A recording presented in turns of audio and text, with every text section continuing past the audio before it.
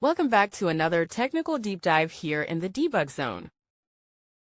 Today we're tackling a big question and breaking it down with us from other users.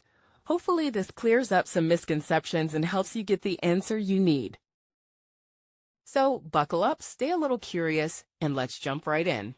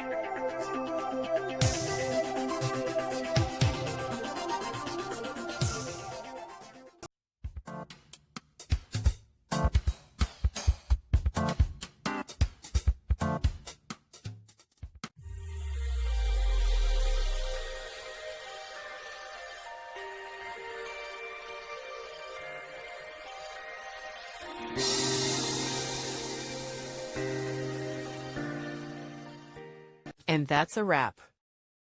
I hope you found the answer you were looking for. If you did, take a second to hit that subscribe button. It really helps out. And let me know in the comments which solution worked best for you. See you next time in the debug zone.